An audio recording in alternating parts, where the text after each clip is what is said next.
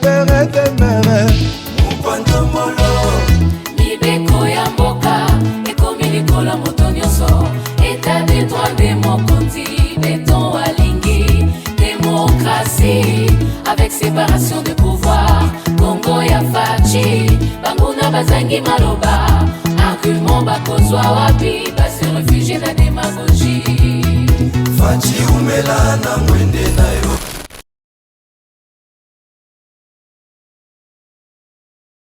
Boye malamu na GCAM télévision, fidèles abonnés, chers internautes, naza lisusu na esengo ya koyeba bino ebele na itando na bino bopona GCAM télévision. Merci pour la fidélité na bino, merci na confiance na bino renouvelée na itando oyo. Merci d'être éclairé à travers toute la République démocratique du Congo et le monde. Bien, merci à vous. Justice Yanzambe Iratakate, justice Yanzambe ezali pona moto nyonso na kosesete kolobango na kati ya émission oyo aussi longtemps que émission oyo ekoexistaka boye bango que rappel sur la justice divine ekozangaka ata mokolo moko te toyeba ete monso tosalaka ezalaka na lifuti to mpe litomba na yango monso oyo oza kosala na nkuku un jour ba résultat nango ekobima na mpwasa mabe yo ozosala bato en cache-cache yeba ngo ke un jour résultat nango ekozala na mpwasa liboso ya nzambe babatamaka te liboso ya nzambe yanki azalaka te. Nous finissons tous par mourir mais la mort n'est pas la fin de tout. Tango okosalaka mabe banzaka pe lobi eza sentence te elingi koloba ke yekolaka kosala kaka malamu po oya koregrete te ke bayebisaki ngai te. Nake na lombango na actualité memi ngai mokolo ya lelo lisusu liboso na bino actualité ya yambo ezalaki réunion ya conseil de sécurité ekotaki mokolo ya lobi mpona makambo etali situation na este ya République démocratique du Congo. Na kati ya réunion wana en tout cas ba pays oyo bazali ba pays cible oyo conflit ezali ko concerner bango lokola République démocratique du Congo na Rwanda bazalaki représenté na ba représentant na bango na Nations Unies pe ba pays mususu pe bazalaki wana ba membre permanent ya Conseil de sécurité pona kolobela likambo wana kasi awa tokolobela position to pe réponse ya représentant na biso ya République démocratique du Congo na Conseil de sécurité des Nations Unies. En tout cas, ye azalaki penda très pointu pour na recadrer ba Rwandais to kolobelango. Position nini pour na États-Unis, position nini pour na France, position nini pour na Russie. En tout cas, dans l'ensemble, bazali ko souhaiter qu'il y ait des escalades, en tout cas bitumba et cessé. Bazali ko réaffirmer soutien à bango na intégrité territoriale ya ekolo Congo.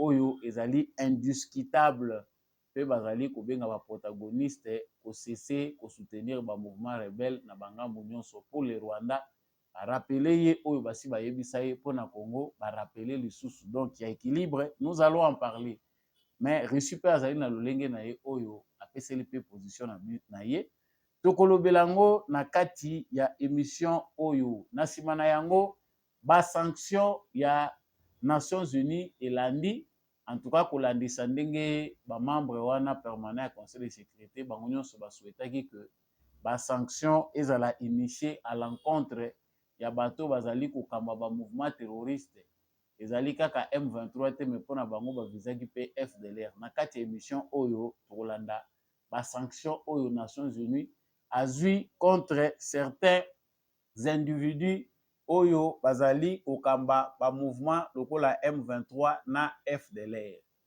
Les Congolais se posent des questions, pourquoi seulement des individus, pourquoi pas la cible? Pour nini Kagame bazoko ko sanctionner yete. Qu'est-ce qui fait que jusqu'à ce point bazali ko continuer ko tourner autour du pot pour na koluka batu oyo bazali atteindre impact sur situation ezali koleka na est. Nous allons y revenir pour en parler.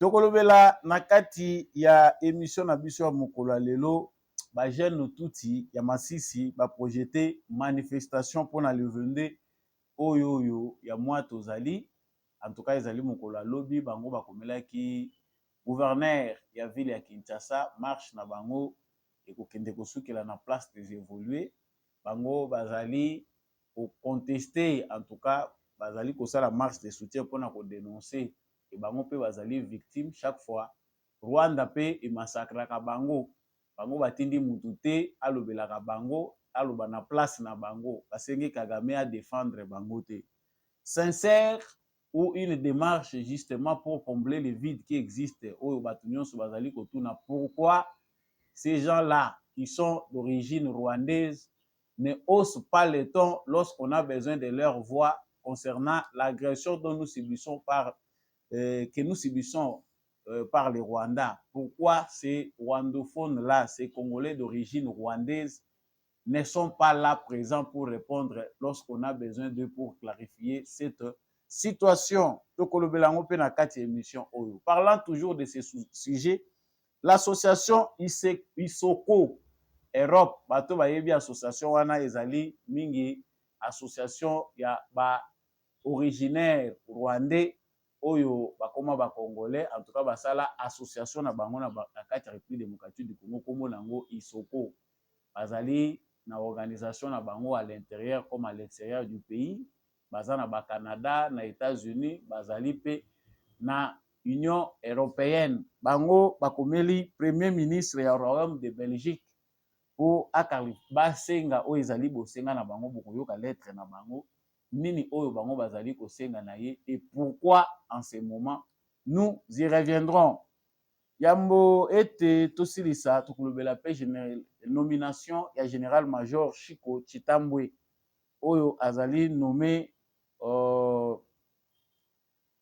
comme coordonnateur hein, azali nommé chef des opérations militaires na nord na front nord Wendi na nord Kivu pour renforcer l'efficacité il y a opération sur terrain. Nous allons en parler avant de parler aussi des prouesses de notre armée.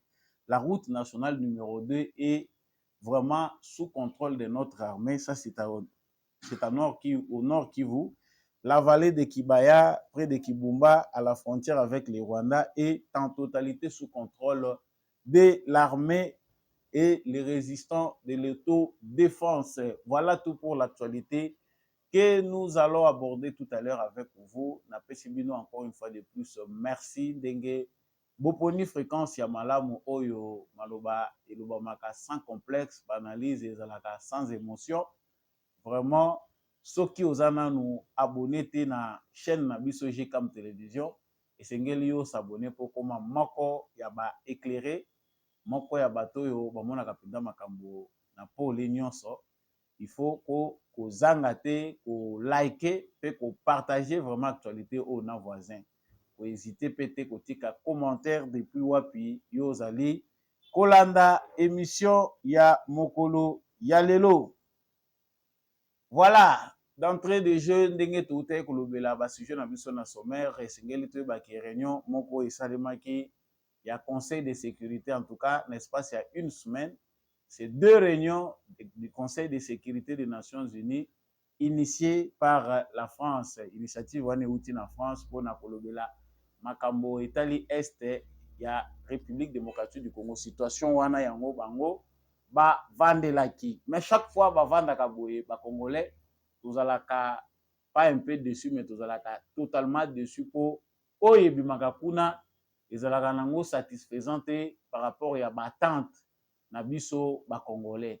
En tout cas bato ebele bazwaki tante ya kotia matoi mpona koyoka nini pende elekaki kuna o pe bolandi boyebi nini penda solo elekaki kuna na ba discussion oyo esalemaki kuna ba membre ya conseil de sécurité lokola États-Unis, France, Royaume-Uni mpona kolobela nano likambo etali bloc wana bango bazali kosenga lokola na momesano parce que eza nango ya sika te bazali kosenga que Rwanda a retiré ba troupe na ye na sol congolais pe atika soutien oyo azali komema na ba M23.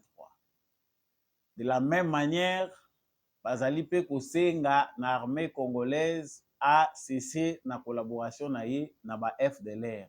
même si jusque-là, il n'y a pas encore de preuves visibles, palpables de l'utilisation ou la collaboration des FDLR avec nos FARDC. En tout cas, États-Unis, France, na Royaume-Uni, basi bazui pour habitude d'équilibrer les choses lorsqu'il s'agit de parler du conflit congolais, lorsqu'il s'agit de s'attaquer à Kagame pour le faire revenir à l'ordre. Tokomi habitué à koyoka langage wana de la part des Nations Unies, ceux qui ba condamné Rwanda, bazali pe ko s'attaquer na Congo pour na kolobake. Congo, il faut batika pour collaborer na ba FDLR. La question des FDLR, nous, ça nous révolte. Tant toza kotala age ya Kagame, toza kotala ba FDLR oyo Kagame aza kolela R nyonso.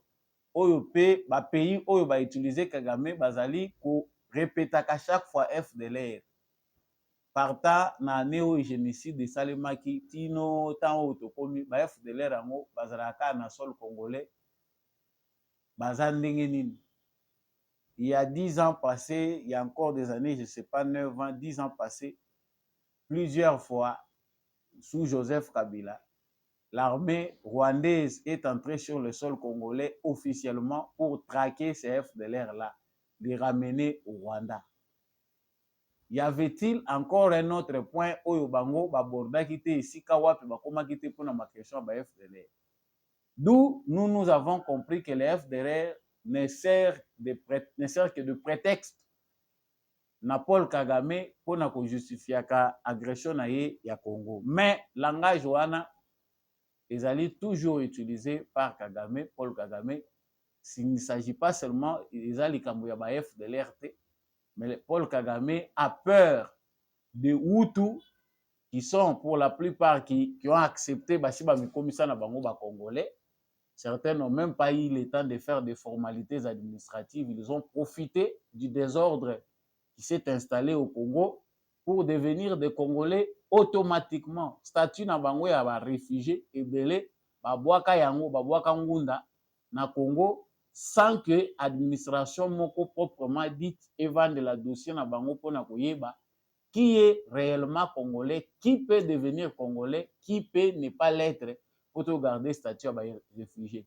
Plusieurs Hutus, après le massacre, où ils allaient viser bango na différentes rébellions, où ils allaient animés par Paul Kagame, na Museveni, ont choisi de disparaître dans la masse, c'est muet la population congolaise. Certains sont introuvables. Le peu de braves, oyo bazo continuer kolobela dossier à Rwanda parce qu'ils savent qu'ils sont majoritaires dans leur pays, se sentent beaucoup plus congolais que rwandais. La plupart ne veulent pas rentrer chez eux. Bana na bango ebele ba boti basi ba koma na bango ba congolais. Mais les antécédents demeurent parce que ces FDLR là oyo baza ko servir de prétexte à Paul Kagame bazali ko représenter danger pour naye. C'est-à-dire tout Rwandais Hutu vivant au Congo est un FDLR pour Paul Kagame. On pense qu'à ce niveau-là, la communauté internationale, les Nations Unies, les conseils de sécurité des Nations Unies, ne veut pas aider le Congo pour éclairer la situation. Le Congo a des réfugiés rwandais sur son sol. Si ces réfugiés-là inquiètent Kagame jusqu'à les considérer chaque fois comme étant des... Voilà, chaque fois que les FDLR Bahutu bazali ko banza mboka na bango ndenge nini toko kozanga, en tout cas penser na bango, même ceux qui ont association moké ya 20 personnes, renseignement rwandais eza na batrousse na bango parce que pour na bango bazomona que batouana baza ko représenter danger pour na bango. Et l'erreur congolaise, c'est l'absence de l'autorité de l'État pendant un long moment. Avec les Kabila qui étaient avec nous, Oyo Azalaki préparé pour accompagner ces désordres, pour asseoir ce complot international, nous avons vu de toutes les couleurs. C'est-à-dire que Kagame ne faisait que massacrer les Hutus et voire même certains Tutsis. Pour na basalaka o ezali sale besoin na bango.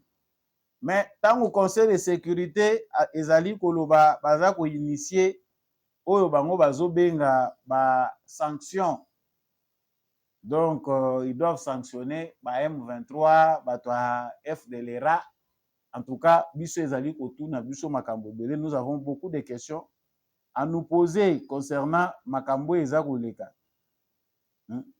Ba sanction oyo bango bazali ko planifier pona kolobela ko sanctionner nango Congo ezali ba sanction moko ezali normalité. Donc nous Congolais devons dans nos propres efforts oyeba qu'est-ce qui doit être fait pour bisoto bima na situation oyo. Mais na kati na bango nyonso position ya Russie ezali très importante pour tout le Bélayango. La Russie dit que la guerre, elle se dit préoccupée par la détérioration de la situation sécuritaire dans l'Est de la République démocratique du Congo, notamment depuis la reprise de l'offensive du groupe illégal M23 soutenu par le Rwanda. Selon la représentante de la Russie au Conseil de sécurité des Nations Unies mardi, la Fédération de Russie a également appelé à la réouverture des routes d'approvisionnement de la ville de Goma et exige des groupes armés illégaux qu'ils déposent les armes et prennent part sans condition préalable au programme de désarmement, démobilisation et réintégration. Voilà un allié souhaitable. La Russie est claire dans cette position. Donc, quitter en même temps pour considérer M23 mouvement ezali manipulé par le Rwanda et en même temps ko chérir bango pona kolukela bango cadre moko ya dialogue. C'est incroyable, ça c'est un complot visible.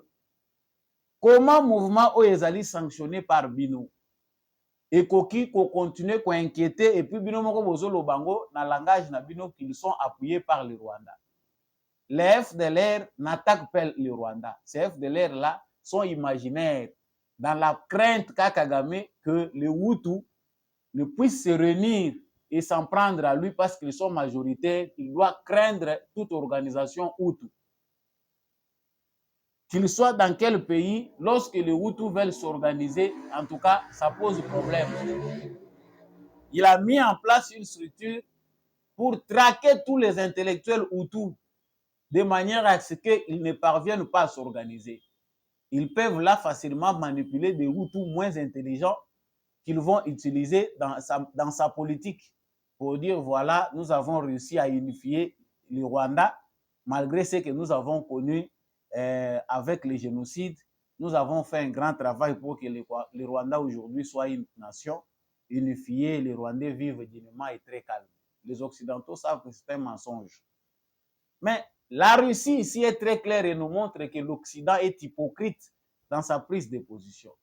Qu'est-ce que vous manquez pour imposer à ces mouvements-là rebelles des sanctions et condamner même Mutoyo Aza à la base? Pour dire na bango que déposer armes, bon que ne respecter Makambwana, il faut dire non, tout sengi na Kagame a retiré ba troupe na ye, M23 libéré ba armes. La Russie au moins est claire, il n'y a pas de place pour le dialogue. Ce mouvement est méchant jusqu'à aujourd'hui. Bazali ko découvrir ba fausse commune. Le Conseil de sécurité des Nations Unies s'est dit préoccupé par la situation des déplacés internes. Mais le Conseil de sécurité des Nations Unies ne se sent pas préoccupé par de fausses communes qu'on découvre chaque jour déjà exterminées par les Rwandais du M23. Ça, si ce n'est pas un complot, je ne sais pas quel nom on peut trouver pour associer à cela.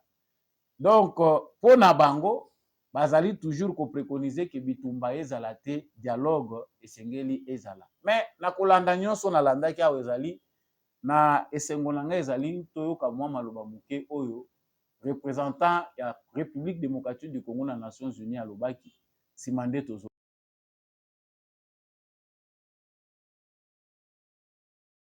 Le représentant de la RDC a demandé la parole pour une nouvelle déclaration. Je lui donne la parole. Merci beaucoup, Madame la Présidente. Je ne serai pas long, juste trois petits points. D'abord, dans sa déclaration, le représentant du Rwanda vous démontre qu'ils ont peur du génocide, ce qui est normal. Nous tous, nous avons peur du génocide. Mais ce génocide s'est perpétré au Rwanda, entre les Rwandais. Je vous rappelle qu'en Rwanda, il n'y a que 2 tribus, si ce n'est pas 3. Nous, au Congo, nous en avons 450. Et nous vivons ensemble. Le Rwanda ne peut pas prétendre venir au Congo régler des problèmes ethniques qui se posent chez eux au Rwanda. Les Tutsis s'opposent aux Hutus au Rwanda, alors que les Tutsis sont minoritaires, parce que le pouvoir au Rwanda est tenu par des Tutsis. Ils veulent dominer sur les Hutus. Vous ne ferez jamais cela au Congo. Les Tutsis congolais sont congolais, ils ne sont pas rwandais. Vous n'avez aucun droit de prétendre venir régler les problèmes des tribus au Congo en traversant les frontières. Nous ne vous le permettrons jamais. Donc notez tout simplement que les problèmes des Tutsis congolais seront réglés au Congo par des Congolais à l'intérieur des territoires congolais. Restez chez vous. De deux, le représentant du Rwanda a peur de la rhétorique. Il parle de la rhétorique, il parle des discours, de menaces qui ont été proférées contre le Rwanda, qui prennent au sérieux. Mais eux, ils ont envahi le territoire d'un pays. Ils sont sur le territoire de ce pays avec armement, avec troupes, avec des lance-missiles, des lance-roquettes. Et ils ont peur de la rhétorique. Nous prenons bonne note de cela. Enlevez vos troupes de la RDC et vous n'aurez pas peur de la rhétorique. Alors, je pense que, en ce qui concerne le blocage du processus de Luanda, tout le monde se conseille, notamment, est témoin que le Rwanda, qui, dans sa folie de grandeur, a continué à armer les M23 pour bloquer le processus de Luanda, dans lequel nous étions tous engagés. Ce processus a des étapes. D'abord, la cessation des hostilités, le cantonnement de M23, le retrait des troupes rwandaises du territoire congolais, et ainsi de suite. Mais ils n'ont obéi à rien. La vérité, tout le monde le sait, c'est un secret de polichinelle. Les Rwandais sont au Congo pour piller les richesses, les minéraux stratégiques qui gisent dans le sous-sol de la République démocratique du Congo. Rien de plus, nous le savons. Tous les alibis qui sont en train d'avancer, les Tutsis, vous avez vu un Tutsi maltraité au Congo où? Nous avons 450 tribus. Pourquoi on ne va maltraiter qu'un Tutsi? Parce que le Tutsi est le plus important du monde. Mais pas du tout. Vous avez 2 tribus chez vous, vous ne savez pas les gérer, restez tranquille. Ne venez pas, ne croyez pas que vous allez transposer votre conflit Hutu-Tutsi au Congo. Au Congo, nous avons plus de 450 tribus. Nous avons des Nilotiques, nous avons des Bantous, nous avons des Pygmées, nous avons des Soudanais. Nous vivons tous ensemble en harmonie. Pourquoi il y aurait problème seulement avec les Tutsis? Donc, votre alibi pour venir exploiter les richesses de la RDC ne tient pas à la roue.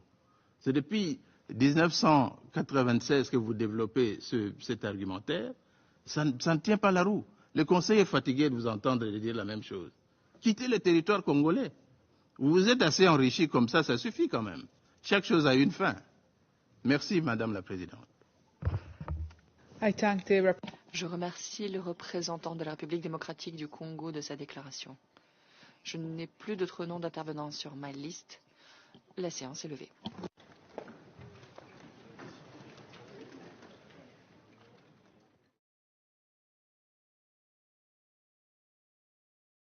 Voilà.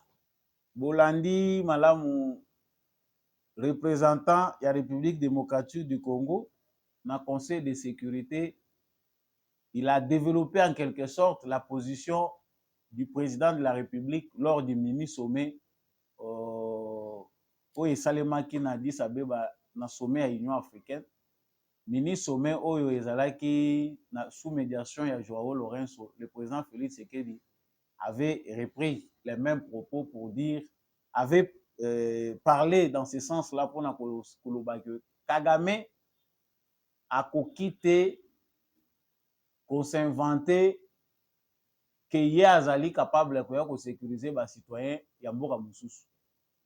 Les citoyens congolais d'origine rwandaise, qu'ils soient tuti ou hutu, makambo na bango eza ya Congo. Yo nde mutu okoki koya kokata yango te. Donc soki ozo se sentir menacé, nous avons nos problèmes à nous. Mais ici, le représentant de la République démocratique du Congo, comme vous l'avez bien suivi, a renchéri. Il ne pouvait pas tout dire. Nabaminito Yazwaki a réagir par rapport à ce que disait le Rwanda. Mais là, il est très clair et c'est la position de la RDC. La réalité dans l'histoire a fait que nous puissions avoir sur notre sol pas nos nilotiques traditionnels, mais des nilotiques toutis, dont le concours des circonstances a fait des Congolais, des citoyens congolais.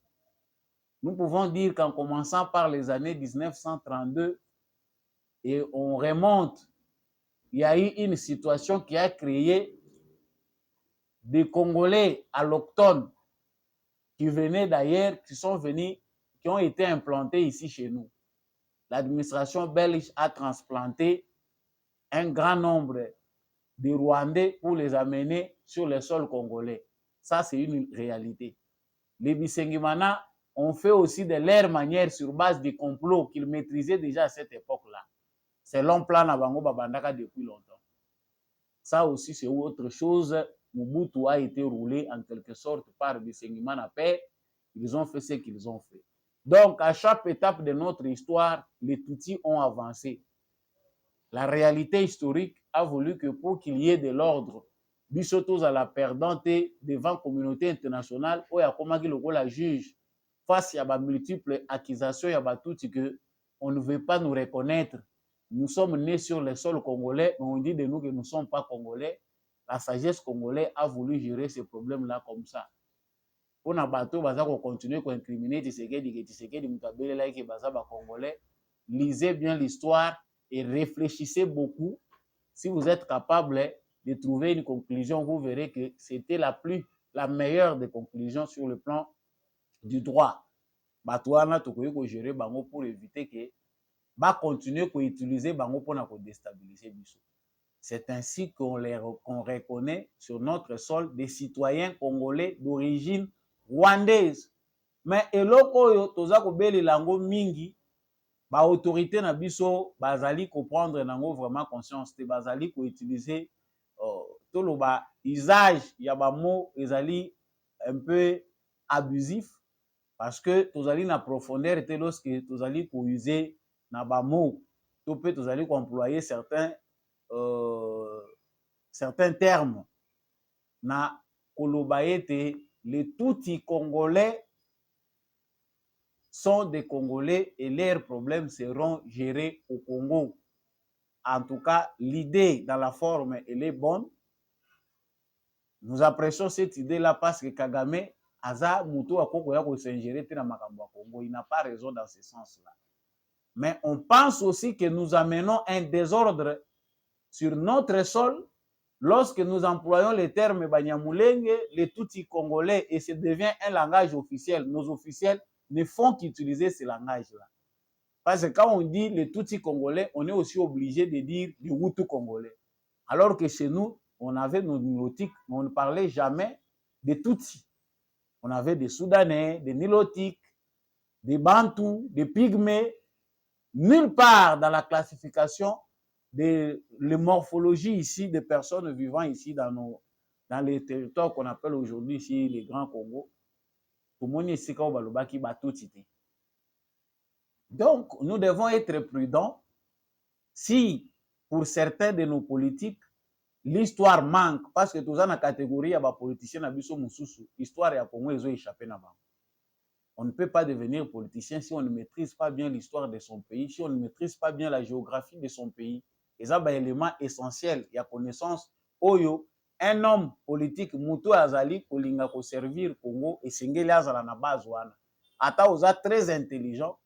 On pense que c'était aussi ça les points focaux pour avoir un bon politicien qui peut être au service de son pays. On ne peut pas être un citoyen congolais qui prétend diriger une commune, une ville, et pourquoi pas devenir ministre, mais histoire à Congo, ba ministre belé baza ko nommé awa baza ko kota na gouvernement, ba yebité baza na connaissance te ya ko koka sur situation à l'est du Congo. Yango moni belé ba évita kango même s'il faut ko lobela. Ba yebi lokoto. Donc notre représentant aux Nations Unies, ce qui vidéo na biso ko komela yo, lobaki kitoko concernant Oyo Kagame aza koluka kosala na Congo, ya kokota na makambo ya Congo te. Mais néanmoins, faire très attention sur l'usage des mots. Tout Congolais n'existe pas. Nous avons des Congolais d'origine rwandaise. On ne dit pas Moulouba canadien, on ne dit pas Moukongo américain. Ça ne se dit pas. Ba Congo basé belé en Amérique, ba toa uta na bikolo na bango na bamboka, classification bikolo ezali par rapport à mboko yo uti. Il n'y a pas un pays au monde où bazali ko benga moto bazali ko nommer par rapport à ekolo awuta na ngona mboka na ye. Non. On dit français d'origine congolaise. Point barre.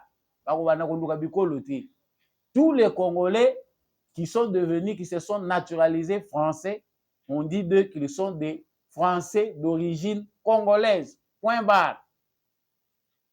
Nous avons compris. Et pour le reste, on sait que la rhétorique est bonne parce que ici, bango na place na bango. Les Rwandais n'ont plus suffisamment d'arguments aujourd'hui pour s'exprimer aux yeux du monde entier. Ce qui se passe au Conseil des Nations, de sécurité des Nations Unies est une honte pour cette institution internationale qui est les Nations Unies. Et ça sonne makasi, même moi na maternelle, ceux qui va pêcher kaka ba préliminaire ya droit, pour mona que Nations Unies ezali organisation moko ya ba farceur, ya ba mafieux. Eza nango simple administration oyo bazali ko futa kaka ba fonctionnaire pour ba continuer kaka koloba au nom des intérêts multiples, ya ba multinationales. Donc organisation wana eza prise en otage par des capitaux, ba capitalistes, par des hommes riches du monde, baza ko mibenga ba décideurs, bazui ba politiciens wana lokola bana misala na bango, bazui ba organisation wana en otage. Même si vous leur ramenez des idées nouvelles, ils ne peuvent pas avancer avec ces idées-là parce que les Nations Unies aujourd'hui n'est plus une organisation crédible à cause de la mafia occidentale. Donc, nous retenons ce qu'a dit. Donc, au propos du représentant de la République démocratique du Congo aux Nations Unies, Esengeli Tobakisa ete, il faut l'action. Bakomi ko banga ba réunion oyo ezali ko se multiplier parce que basi ba comprendre que colère ekomi mingi côté ya République démocratique du Congo. Si déjà le président de la République démocratique du Congo commence à s'énerver, c'est tout son peuple qui va s'énerver. Yango ba multiplier ba réunion na ba déclaration pour nous endormir. En tout cas, il y a des Congolais qui se plaisent à partager. Ndenge tozoloba boye, bandeko na biso ebele ndenge biso toza koloba, tozo partager oyo Nations Unies auti koloba.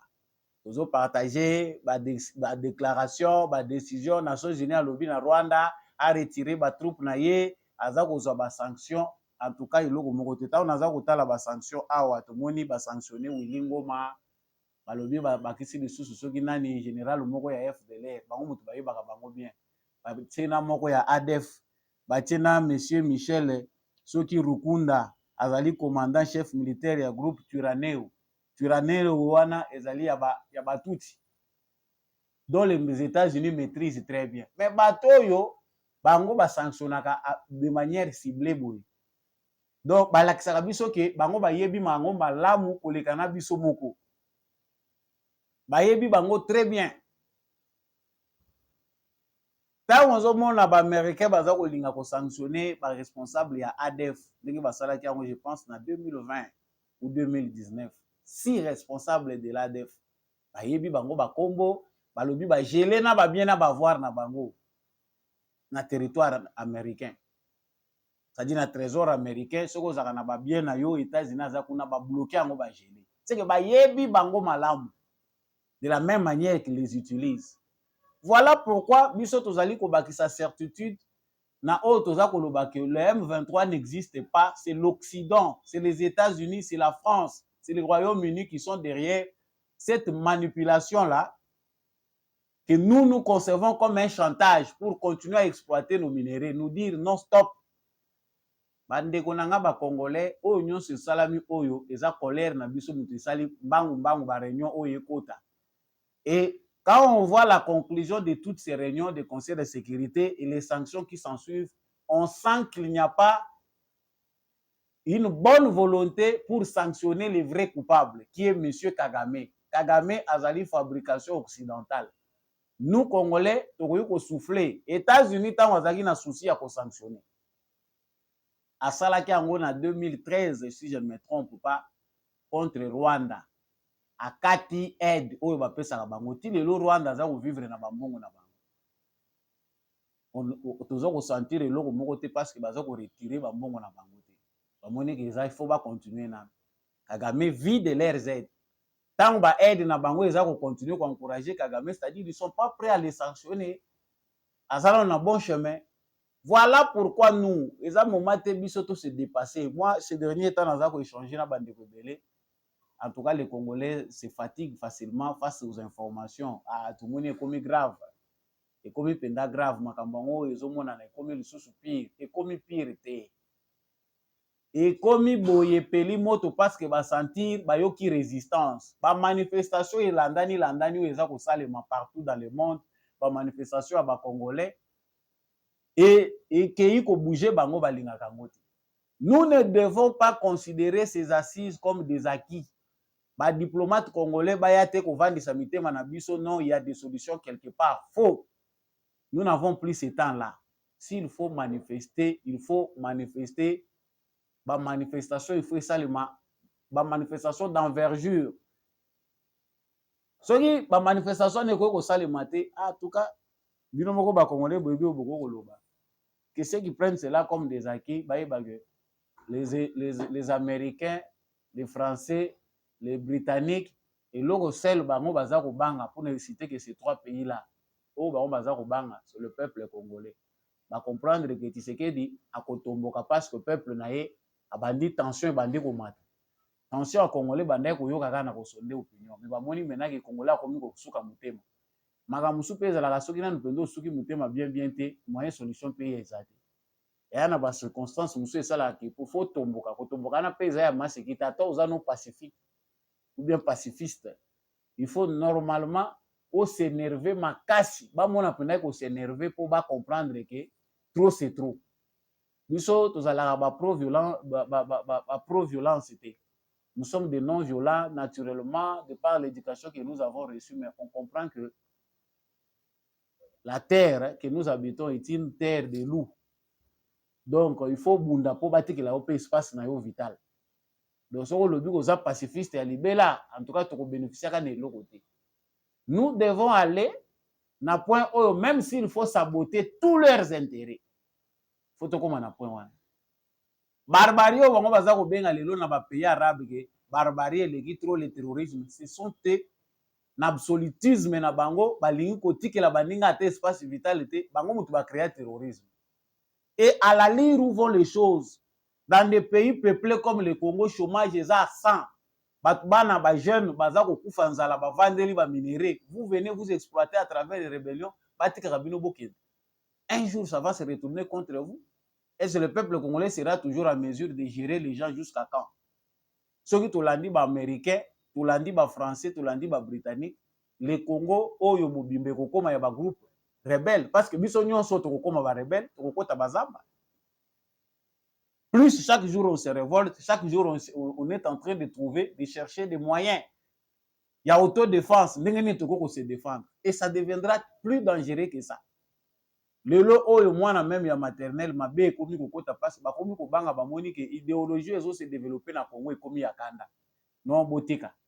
Yango représentant na biso azama lamu ngonya na ye même s'il était très bref, mais longonya na ye quand même ndenge azalaki si précis soki bozo sentir que rhétorique ezo se développer awa ezo bangisa bino botika restez chez vous boko koya kokotaka na mboka bato te mpo bolobaki rhétorique eza kose bino bozo craindre rhétorique alors que bozo occuper mboka bato. Ça ce sont des arguments toyebi te bato bavandi na kati ya sale wana ils ont l'introduction aux notions du droit international to baza na mutu na bango bayebi te. C'est-à-dire ils sont complices, ils bénéficient de ces désordres-là. Toujours parlant na makambo etali dossier oyo, bandeko batuti balembi mukanda nde bozomona ngo wana cette lettre-là ezali ya ba jeune tuti bazali ko projeter manifestation. Kagame bazali pe ko dénoncer na manière oyo ya bango. En tout cas, ba constater que makambo ndenge ezali ko tambolela ezali yango te.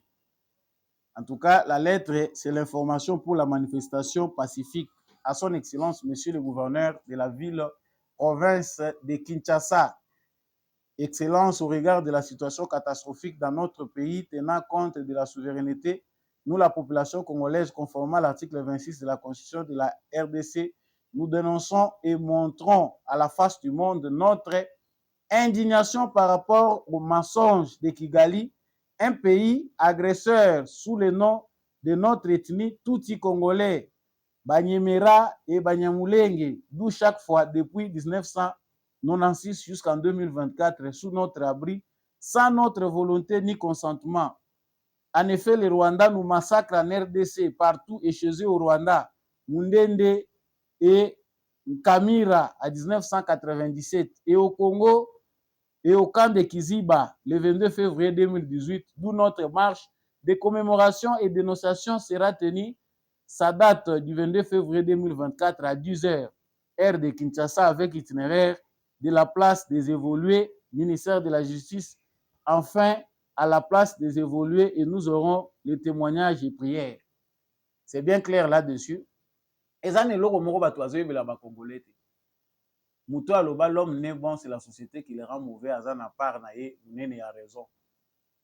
Mais il y a des gens aussi qui sont nés foncièrement mauvais.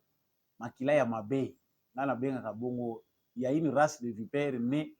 En tout cas, moi nazo bota marata kolini na environnement malamu, mais makila mabe azana ngo ezo komisa ye kaka ndoki. Bande kona biso oyo batuti balingi ko marcher. C'est Congolais d'origine rwandaise. Bazali, l'idée, ezali malamu mingi. L'idée qu'on aurait tout soutenu, soki, parce que les Congolais vivent en paix avec toutes les communautés, Congolais. Mais pourquoi les Congolais ont des problèmes avec les rwandophones? Pas tous les rwandophones, une certaine catégorie. C'est parce que chaque fois que le problème a boye souvenaka, silence moko coupable ya ba Congolais d'origine rwandaise et kamusaka ba Congolais nyonso. Kagame prétend entrer chez nous pour vous défendre vous. Mais vous êtes où, vous qui vous dites Congolais? Tant que vous lobawa ba Congolais d'origine rwandaise bazana Bukavu. Ebele bazana Nord Kivu, bazana Sud Kivu. Les Banyarwanda dans l'ensemble comme on peut les appeler parce que mélange les a trop. On souhaite être court. Baza inquiété, bavandi kimia, baza kosala bafere na bango.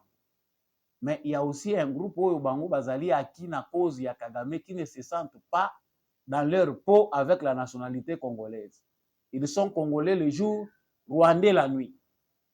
Mais quand des choses comme ça se font, bino bomona na kate pona koloba ke biso to tendi yote ndenge to monaki ministre Gisaro to benga kawa ministre ya infrastructure tomoni ba congolais te bandeko na biso musute koloba ngo ministre Gisaro alobaki biso to tindi Kagame to tindi Rwanda ya ko défendre biso te toza na pays mususu.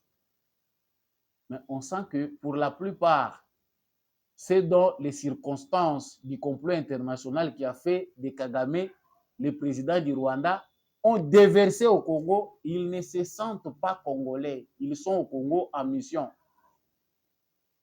Marche ezali bien. Les Congolais seront solidaire envers vous. Les Congolais, bako longola animosité. Pour les Congolais, bakomi kokoma na kanda mingi.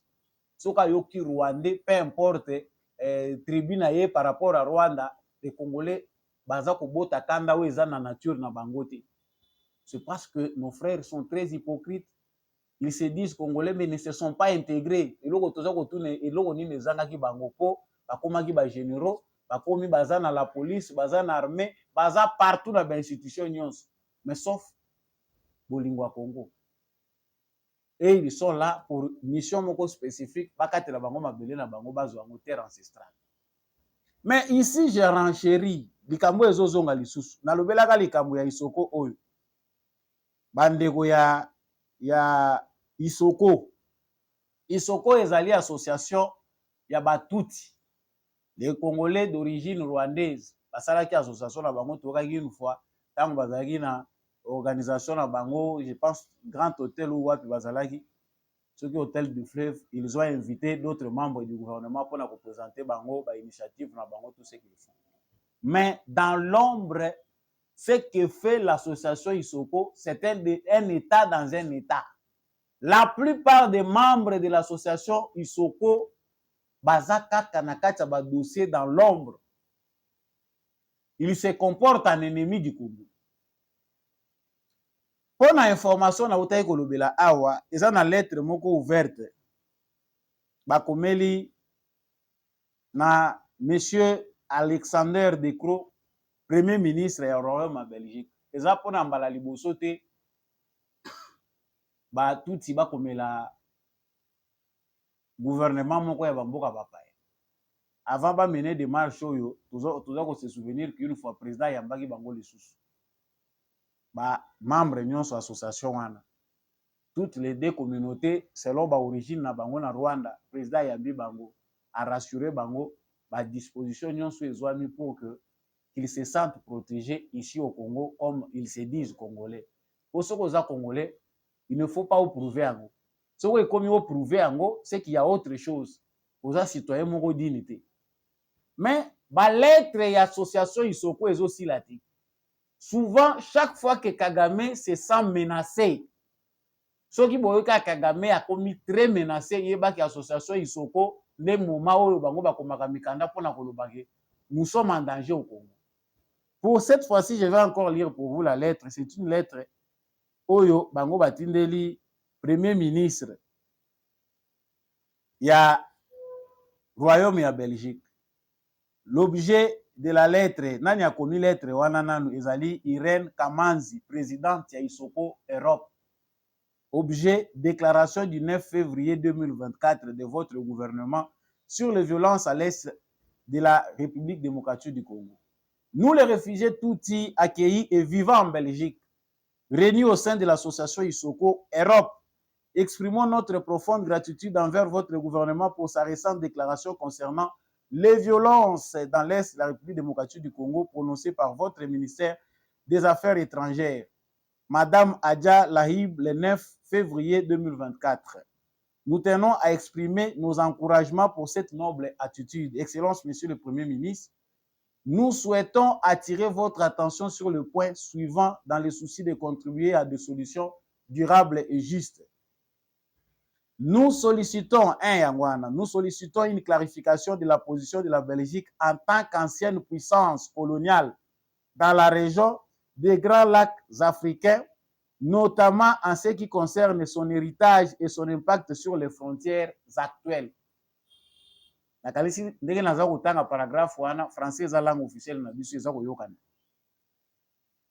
Nous exhortons votre gouvernement à prendre officiellement position sur la citoyenneté congolaise des populations rwandophones vivant en République démocratique du Congo afin de clarifier leur statut légal.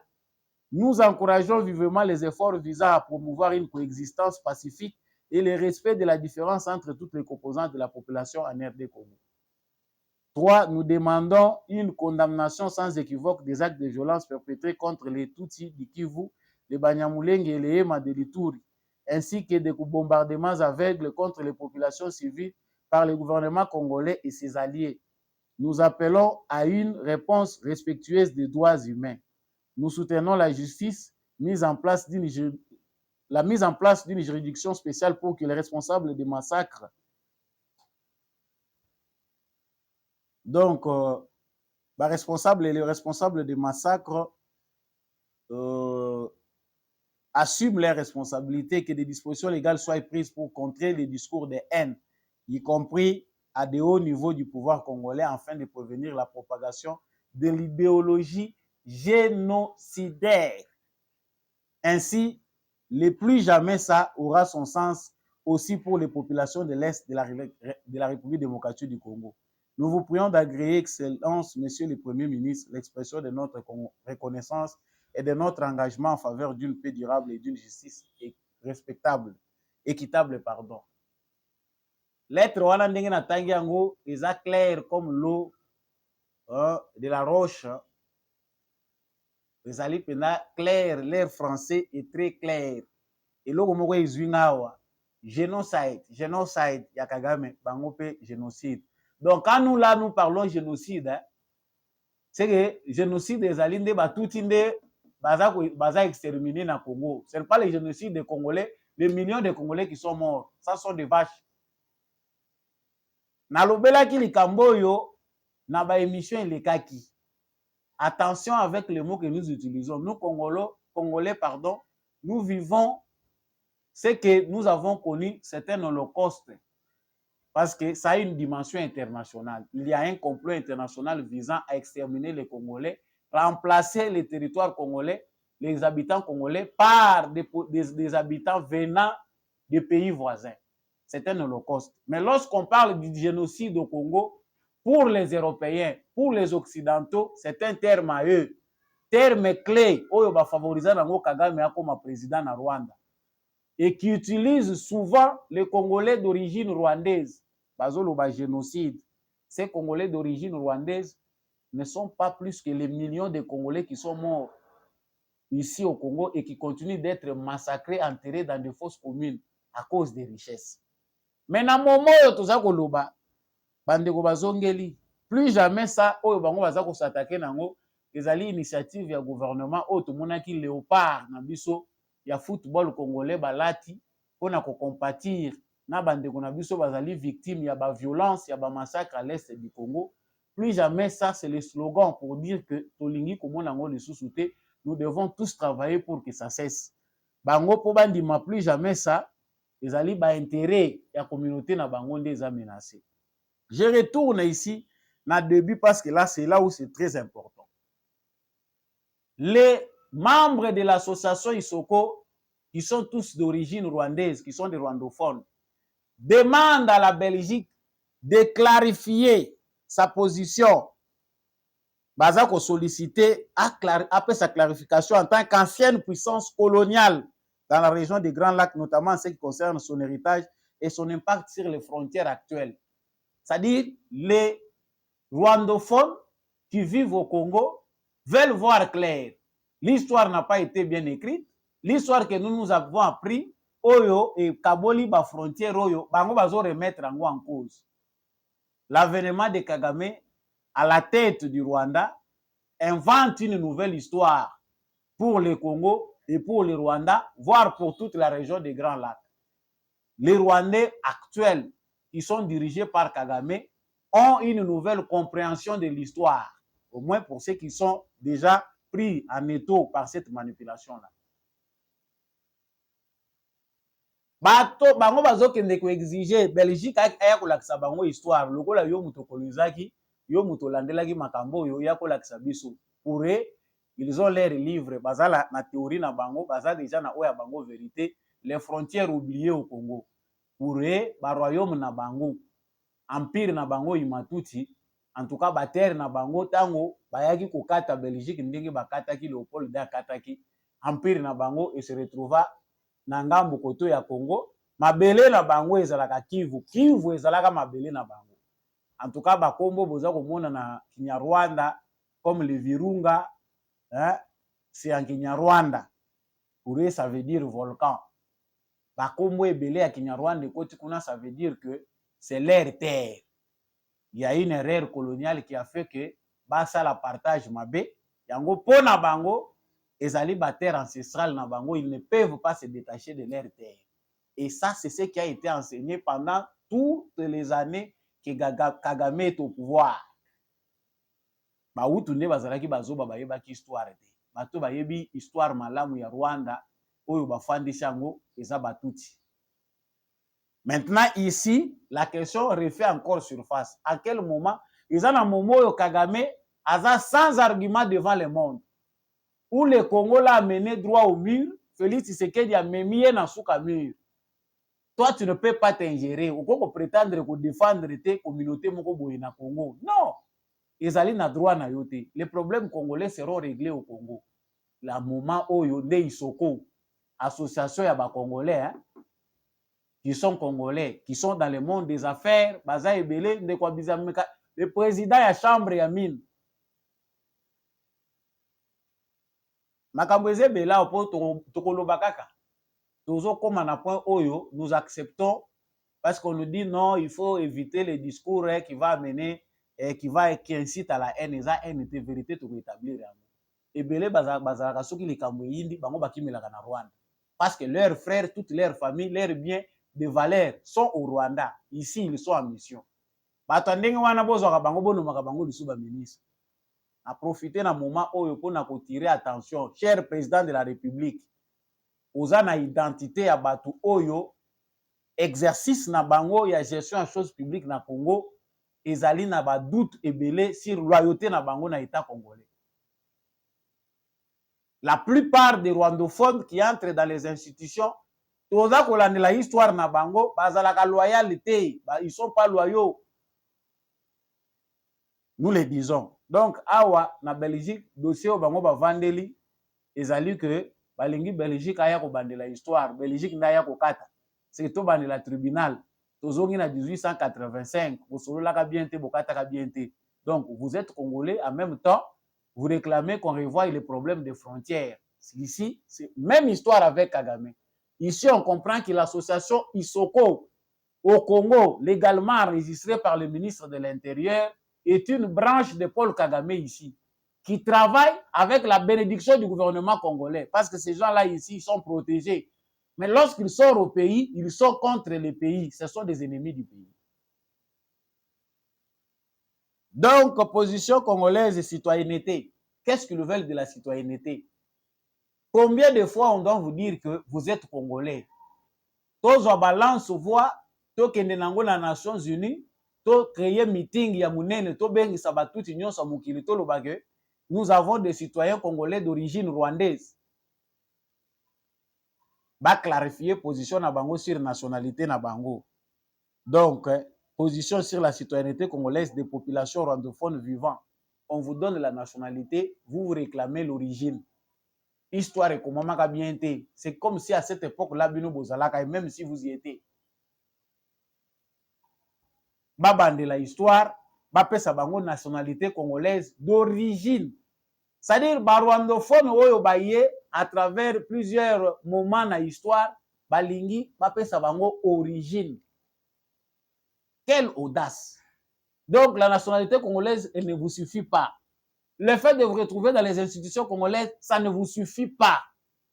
Tozo likolo nango matabisi origine. Eza lokolo oke na Canada. On ni boke de réclamer pe origine na États-Unis.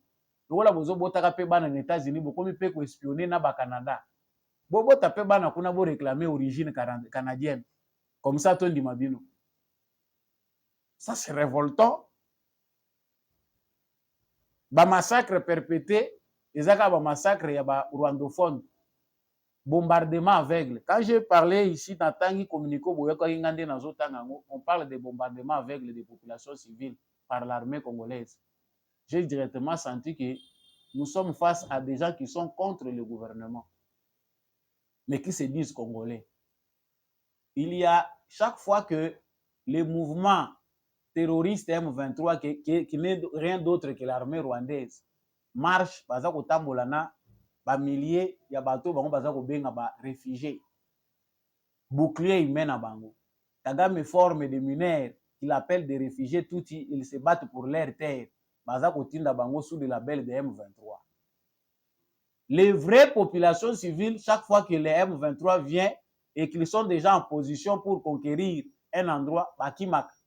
À moins que va surprendre ndenge va surprendre ki bandeko na biso Bugaragana, ils étaient en Eto, bamoni eloko kosala te, bakende Uganda bazonga boye, ba mususu ba s'installer to kufela kaka soki to kufa. Parce qu'en Ouganda on ne fait rien tout ce qui est là. Mais bino bondimi bozala ba citoyen ya butu na ya moi na butu ba Rwandais na moi ba Congolais. Yango biso toza koloba yango, j'arrive déjà à terme na point oyo. C'est na nous Congolais de nous organiser. Et lokoyo ekomi na point oyo eza likolo ya ba Congolais. Na kubanda kubeta mikolo nyonso bana ya ramoti banda batangi kitoko ya na poto. Baza kozela pe na ba parti politique na ba organisation pour basala politique lokola tata na bango. Fils de traître. Avec l'argent du sang. Oyo nyonso toza kobunda lelo. Ba Congolais ndi. Commençant par Musée. Voir Mobutu. Kino toza kokoma wa nos erreurs nous coûtent cher aujourd'hui.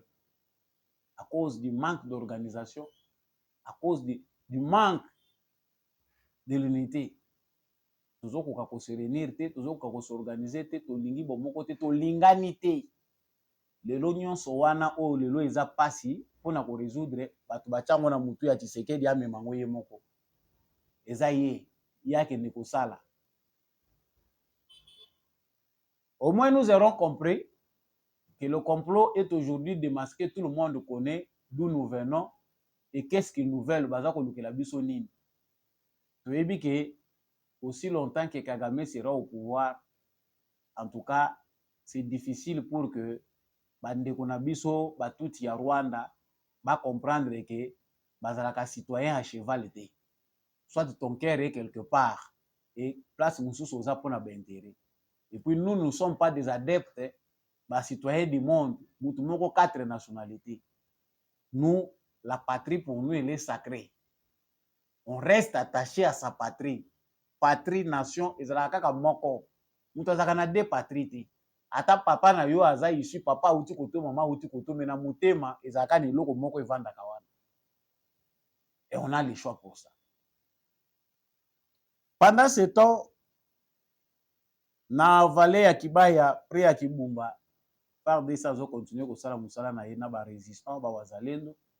En tout cas, musala les salema bien, ba avancer eza significatif parce que biso tozo continuer na biso. Ça dégpe ba si bazui ba disposition. Ba engin ezo ko continuer ko ya bibundela sikape et si côté na terrain. Ce que nous attendons de voir, c'est comment les radars vont protéger notre psychopathe de Kagame qui n'a plus d'arguments. En tout cas, pour avancer, maintenant c'est Longwe na Sake. On continue, l'armée continue à avancer. Bazana Minova, front au Ezali côté ya Kibumba, Bitumbe Bandaki lisusu lelo. Va sentir que chef Nabango a gagné, ba dissension et l'équipe Mingi, Bazali ko panzana. Les questions d'argent, si Kagame n'est pas de bonne humeur, ça va se sentir même sur le front. Moral les a bien été. Bayoki déjà que a relâché biso parce que d'habitude soki kaka likolo alembi alashaka bango ils seront en débandade tokokende wapi ye abongisaki biso apreparaki biso ke ntango tokokende bako accepter biso na Congo kuna ayebi ke soki bazongi bako créer trouble kuna iso akoka ko gérer bango te maintenant aza obligé tout elekela na Congo. Bah, c'est muet na ba Congolais comme d'habitude parce qu'il n'a pas là où les mettre. Ane sika ko tchabango. Na front ba soda balelaka mingi, na front ba tubaza ko lela ba chef baza ko commander ba opération ebele en tout cas nous avons ba confiance na bango. Tout le monde a ba nomination mususu soki kaka ba nommé to leli to lobi président yebi makamuzo le kana front. Le général-major Chiko Chitambwe a été nommé mardi chef des opérations militaires au front nord de Rwindi en vue de l'efficacité. Donc, Azupe était ninaye pour akamba ba opération oyo ezali koleka na Nord Kivu. Mafia eza tellement makasi na ba officier militaire na biso que ceux qui vraiment tosi totiaki peine de mort banda kala mais le moment tozali koloba tolinga tolobela lisusu makambo ya trahison te nde na moment oyo tozopema boyoki motu ye moko alobi nzoto ezosenga nga lisusu te nasengi retraite précipité mais aussi longtemps que tozobokolaka batraître mabe mpe ezocontinue koyaka et c'est là où il y a le vrai problème. Chiko Chitambwe azali jeune génération état major na biso il faut ekota pe bato bazali jeune bomoni ke trahison ata bino moko trahison yango bandako bosomba na bambongo bozwa ekoka kaka te mpona kocontinue kotrahir mboka ti lelo soda mulongo azosouffrir mwana bato atamboli journée mobimba ata mai batie na monoko te aye komela mai na pokwa alie mwa biscuit na ye ekangi libumu avandi alobi te tobunda mpona ekolo moral eza bien bino botandi molongo na ebela baprocédure mpo boliaka bambongo na bango. Cher président de la République, changement nyonso ezalaka toujours na basacrifice, il y a des têtes qu'il faut couper. Baproposition ya bagénéraux ebele oyo basi travailler na front batika madusu baza na réputation ya mabe ntango baza konome bango bakendaka nde kobebisaka réputation bakendaka nde kodécourage nde bamilitaire oyo baza na front avandaki abandaka la bato kaka général Fall est-ce que général Fall aza lisusu moto ya konome nga na tuni Fall sikabo asali nini nga nazaka na front te ya biso eza koloba parce que nungu ezosalema na se lokwa topona koloba biso moto tozoloba ngo likolo plusieurs officiers militaires au front pour le compte de l'armée congolaise sont inutiles. Revoyez notre administration allégée. Batu mususu baza utile te ata moke. Bango nde mutu baza ko profiter na infiltration armée rwandaise na ba service à renseignement armée rwandaise pour na ko continuer ko trahir. Plus chaîne ya commandement ekozala réduite, plus moyens ali ya ko banda ko landela bango pour na ko contrôler bango malamu. Nous avons dit émission ya mokolo lelo ekomi na suka samba olonga zangi na esengo koyeba bino ebele na bolandi émission oyo debout congolais. En tout cas partout oyo bino bolandaki émission oyo bon continuer ko s'abonner massivement ceux qui vous en nous abonner te continuer à partager vraiment notre actualité comme vous le faites d'habitude et napesi merci mingi Nandeko Mbia Chako, comme d'habitude, azalaki na sima ya caméra oyo kwete émission oyo ekomela bino. Merci mingi na l'homme de la vérité des yeux, Jean-Louis Timbalanga. Merci beaucoup à papa apôtre Gérard Kabea Chovo. Nous passons à la émission oyo bozwango vraiment malamu. Merci à papa Boniface Mpunga, papa Kennedy Mukendi, papa Freddy Ngwama. Merci beaucoup à papa Michel Lumakaso Mantou depuis le sud-ouest de la France. Salutations à vous. Merci Mingina, mon vieux Maurice Kikangala depuis l'Irlande. Maman Bill Bilonda, maman Lisette Mombendo, maman Anima Samba, mon vieux Paulin Chika. Bande Kovaze Bele Bolingaka Samba Olonga. En tout cas, le voilà papa Jeff na Autriche. Apesi binombo tepe matondo mingi. Bokoba ko soutenir émission na bino po toko ba toujours ko kende liboso. En tout cas, merci pe na ba oyo nyonso par surprise ba souhaita ki ngai ba joyeux anniversaire. Merci pour na ba vue na bino. En tout cas, j'avais souhaité garder ça dans le silence mais équipe ya GCAM et surprendre ngai ba annoncer bino mais moi j'avais préféré passer ça dans la méditation. Mais merci quand même à vous tous qui vous vous êtes souciés de moi pour me souhaiter quand même ces joyeux anniversaires et les gars qui m'aiment dans la méditation pour de bonnes décisions. En tout cas, on reste ensemble. C'est dans l'unité et dans l'amour que nous allons reconstruire notre cher et beau pays. Je vous dis merci, au revoir. On se retrouve prochainement.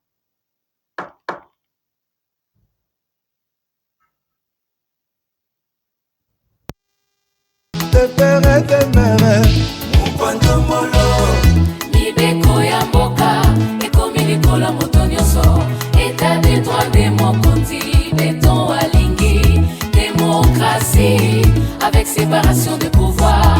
Congo ya fachi, banguna bazangi maloba. Argument bakozwa wapi, basi réfugié na démagogie. Fachi umela na mwende na yo.